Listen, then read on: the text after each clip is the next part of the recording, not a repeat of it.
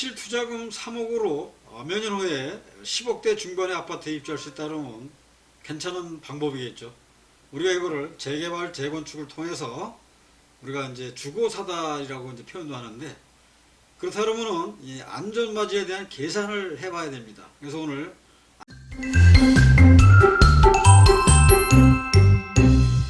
안전마진에 대한 계산을 한번 해보겠습니다. 자, 우리가 주목해야 될 정비사업이 있습니다. 정비사업의 종류를 오늘 알아보고요. 또 재개발과 재건축을 또 비교를 한번 해보고, 또 안전마진 계산법을 해서 마무리를 하겠습니다. 시청하시기 전에 좋아요와 구독을 눌러주신다면 감사하겠습니다. 자, 주목해야 될 도시 및 주거환경 정비사업이 있죠. 우리가 이제 대통령이 바뀌면서 많은 게 이제 바뀌었습니다. 기존에 문재인 대통령 때는 재앙이라고 할 정도의 어떤 참 이 다주택자에 대해서 징벌적 과세가 과도했었고요. 또 윤석열 대통령이 들어서면서 또 많은 걸 완화시켰죠. 하지만 법을 통해서 가야 되는 것은 국회를 통과해야 되기 때문에 그런 부분은 아직까지 좀 미진한 부분이 있는데, 대통령령으로 해소할 수 있는 것은 그래도 많이 완화시켜 놨습니다. 근데 이제 지금 공약상에 보면은 주택을 250만 원을 공급을 한다고 그러는데, 그걸 어디다 공급을 하겠습니까? 그래서 그것도 민간 주도로 공급한다는 게 이제 이 재개발, 재건축이겠죠. 또 뭐 상기 신도시도 있겠지만은 사실 이 서울에 이 집중되어 있는 재개발이나 재건축을 통해서 할 수밖에 없다, 이렇게 보는 거고. 그래서 우리가 또 이 통계를 보더라도 2014년 이후에는 서울의 강남구 빼놓고는 전부 다 이게 공급이 부족합니다. 수요보다.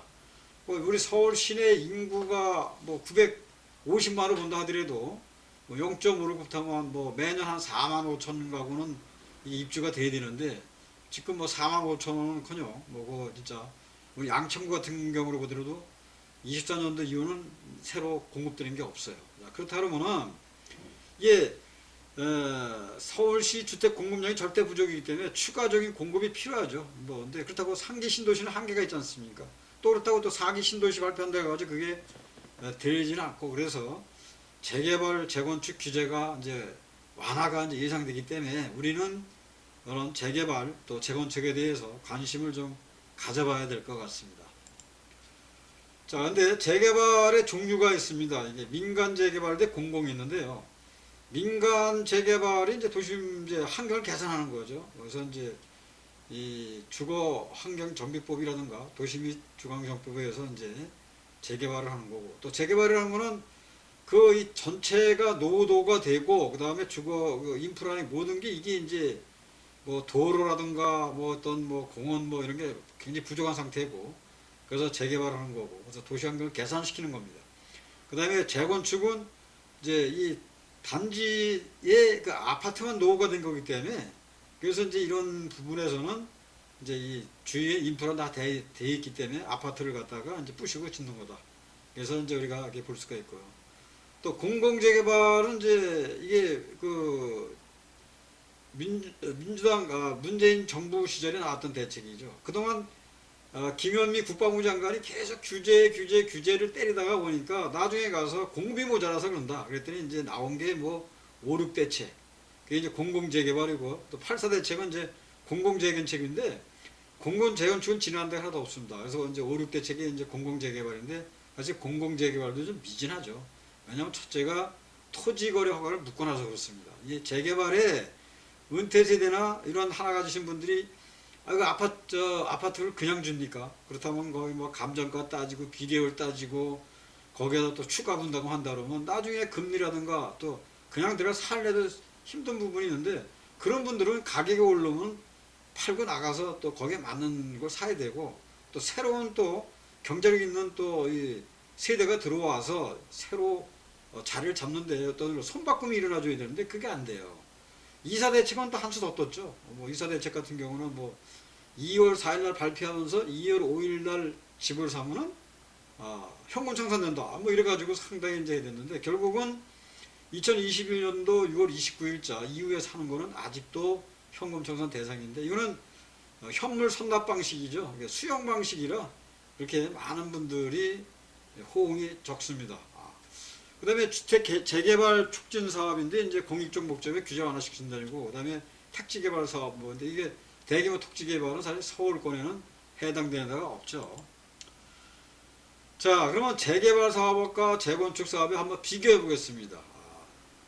재개발은 공익 사업이죠, 사실. 그래서 공익 사업이라 규제가 덜합니다. 그다음에 재건축은 사익 재벌이죠. 실제 이제 모든 게 다 돼 있는데 니네 아파트가 노후돼서 그거 때려 부시고 새로 집 받는 건데 그건 네 개인적인 거 아니야. 그래서 사실 규제가 굉장히 좀 상대적으로 좀 심하죠. 이 재건축 같은 경우에는. 근데 이제 이 재개발 같은 경우는 이제 프리미엄이라든가 이제 이런 뭐 안전 마진 같은 게 이제 이게 확보가 돼서 우리가 이제 사실 주거 사다리를 통해서 이렇게 올라갈 수 있는 그런 게 되고요. 그 다음에 이제 재건축 같은 경우는 이제 뭐 투자 금액도 물론 뭐 새로 사는 것보다는 낮죠. 하지만 재개발에 비해서는 이제 어떤 이제 사업 진행 속도가 빠를 수가 있고 또 거기서 내가 선택할 수 있다는 게 이제 좀 다양하다 볼 수가 있겠습니다. 자, 이제 안전마진 계산법을 한번 해보겠습니다. 이해시죠? 내가 이제 예시를 하는데, 자, 매매가가 5억을 주고 샀어요. 근데 전세 2억을 주고 샀습니다. 전세 2억을 이제 끼고 샀거든요. 그럼 실투자는 3억이 나왔다는 얘기죠. 그럼 내가 3억을 가지고 이제 투자를 한 겁니다. 근데 감정평가 금액이 3억이 나왔다는 얘기죠. 나는 5억을 주고 샀는데 감정평가가 5억이 나왔다. 그럼 피를 2억을 주고 사신 거란 말이에요. 그죠? 네. 그래서 2억을 주고 피를 샀는데 조합원 분양가가 보니까 이제 이 8억이야. 예, 8억인데 내가 가진 권리가가 이제 이게 뭐 비례의라는 게 있는데 그냥 감정가하고 뭐 100% 봤을 때 권리가 3억이다. 그러면 내가 이 조합원 분양을 받기 위해서는 이제 이 3억을 하니까 추가 분담금이 5억이잖아요. 자, 이 5억인데 아니 그럼 5억을 내가 추가 분담금 어떻게 내? 라고 하시는 분들이 이제 계시는데 여기는 이제 또 이 이주비라는 게 나오죠. 자, 내가 그러면은 감정평가가 3억이다. 그럼 거기에서 이제 이 시공사하고 협의를 해서 이주비를 뭐 50%를 준다든가 60%를 주죠. 그러면 이주비 받아 나가고 그 다음에 추가 분담금이 5억이지 않습니까? 그럼 5억을 한꺼번에 낼 사람은 없어요. 다시 그러니까 5억을 또 이렇게 10회로 나눕니다. 그러면 1회차 계약금 10% 5천만 원 현금 내고 그다음 2, 3, 4, 5, 6, 7은 뭐 중도금 이자 후불제로 해서 7회차까지 나가고 그 다음에 8, 9, 10회는 이제 그때 입주할 때 입주 잔금으로 가서 뭐 전세로 놓는다든가 아니면 내가 입주자 대출을 받아서 된다든가 그렇기 때문에 이 조합원 분양가가 8억이고 추가 분담금이 5억이라 하더라도 거기에 대해서 큰 부담 느끼실 필요가 없다는 얘기죠.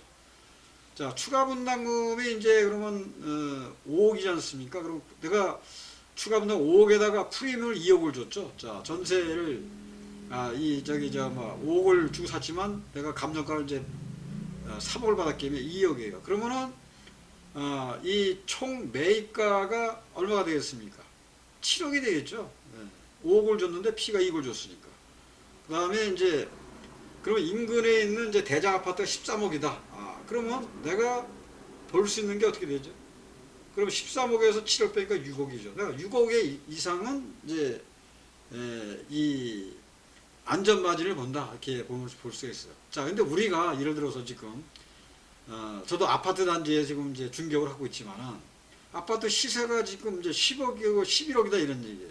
근데 지금 이거를 사야 돼 말아야 돼. 내가 이거 11억을 주고 샀는데 이게 1억이 올랐다. 그러면 안전마진 1억이잖아요. 근데 1억이 오른다는 보장이 없잖아요. 그런데 또 이게 잘못돼서 이게 11억을 줬는데 이게 또 뭐 1억이 빠졌다든가 또 이상이 빠졌다든가 그렇다 그러면은 이거 내가 이거 사가지고서 이게 뭐 이전내고 뭐 내고 했을 때 이게 마이너스 아니냐 이런 부분 때문에 요새 매매가 잘 안 되는 거죠. 그래서 전세 가격이 올라가고 또 월세로 들어오고 이제 그런 부분인데 이 안전마진이라는 건 그렇지 않습니까? 내가 안전마진이 6억인데 올라가면은 그래 2억이 떨어졌어. 그럼 안전마진 4억이야. 근데 또 6억인데 이게 또 올라갔어. 그럼 내가 그러면 7억이 되겠네. 이런 안전마진 안에서 이게 올라갔다 내려갔다 하기 때문에 큰 부담이 없다 이런 얘기죠. 그래서 재개발이나 재건축을 통해서 우리가 안전마진을 확실하게 볼 수 있는 다면 그 사업장의 여러 가지 그런 방법을 봐야 되겠죠. 뭐 이게 구역 지정이 떨어졌는지 아니면 또 뭐 현재 상태가 어떻게 되는지 그런 걸 또 봐야 또 우리가 그래서 이 안전마진을 계산해 가지고 우리가 어느 곳이 사업장에 들어간다 그러면은 큰 피해는 없을 거라고 봅니다. 자, 마무리를 한번 하겠습니다. 그 다음에, 자, 그러면 내가 그 사업장에 가서 뭘 봐야 돼야? 뭘 봐야 되는 거지? 우선 그렇죠. 거기에 대해서 일단 이 추진위가 있을 겁니다. 이제 그런데 가서 이제 알아보시면은 이제 어느 정도 이게 궤대에 올라갔으면 이제 이게 입안 제한이 돼 있고 그 다음에 어떤 이제 구역진을 받기 위해서 들어간다 그러면은 이 구청에서 개발의 허가 제한을 떨어뜨려 줍니다. 왜냐하면은 재개발을 하는 데 있어서 가장 큰 이 문제가 뭐냐면 이게 신축 행위죠. 우리가 신속통합계획이 됐든 공공재개발이 됐든 공모 발표일 날 이게 이제 권리산정 기준을 정해놓는 이유가 막 그런 데에 있는 거죠. 투기류의 문제가 아니라 신축 행위가 늘어나게 되면은 노후도도 떨어지고 또 조합원 수가 증가하니까 사업성이 떨어진다 이런 얘기죠. 그래서 그걸 막기 위해서 이제 건축 허가를 불가해 준다는 지형도면 개발 행위 허가 제한을 떨어뜨려 놓습니다. 그래서 이게 떨어졌다 그러면은 사실 뭐 어느 정도 50%는 안전구역이다 이렇게 또 말씀을 드릴 수가 있고요. 근데 정비구역 지정 여부, 그러니까 입안 제한이 돼 있느냐 이제 이런 얘기죠. 절차상 가는 겁니다. 서울시 사전 심의를 통해서 승인이 떨어지면 그 다음에 이제 입안 제한을 하고 입안 제한을 해서 또 서울시하고 또 지방자치단체하고 또 이렇게 정비구역에 대해서 또 주민을 이제 하고 그 다음에 주민 공람공고회라든가 공청회를 통해서 이제 또 이런 또 보완을 하고 또 해서 또 올렸다 냈다 하면 사실 구역 지정도 이렇게 쉽게 떨어지지 않지만 입안 제한이 된 상태에서 주민총회를 거쳐서 간다 그러면 뭐 한 1년에서 그 정도 간다고 볼 수 있겠죠. 보통 신속통합계획이 왜 신속통합계획이죠? 입안 제한서부터 그 구역 지정까지 5년 걸리는데 이거를 2년으로 단축시켜 주겠다. 그래서 신속통합계획이거든요.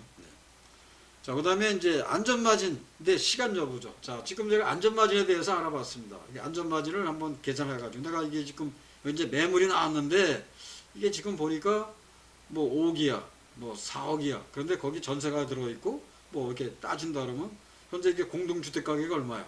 뭐 곱하기 뭐 한 150% 때린다든가. 뭐 이런 부분도 한번 해서 안전마진도 한번 또 이렇게 계산 나름대로 한번 해보시고 그 다음에 이제 세금 전략이죠. 뭐 이제 세금 전략인데 이거는 사실 중개사가 좀 언급하기엔 좀 너무 좀 이렇게 좀 난해한 부분이 많습니다. 또 수시로 법령도 개정이 되고 그래서 이 세금 전략 같은 거는 중개사들이 이렇게 대략적인 것만 얘기를 해주면은 그거는 전문 이 세무사님을 통해서 이 상담을 받으시는 게 상담료 뭐 30만 원을 주든 얼마든 그 값이 안 갖고 오실 겁니다. 자, 여기까지 말씀을 드렸습니다. 저는 재개발에서 20년 동안 이제 이 초기 투자를 시켜드렸습니다. 자, 오늘 영상이 도움이 되셨다 그러면은 좋아요와 구독도 부탁드리고 저는 앞으로 좀 더 좋은 콘텐츠를 가지고 재개발 소식을 여러분에게 전해드리도록 하겠습니다. 감사합니다.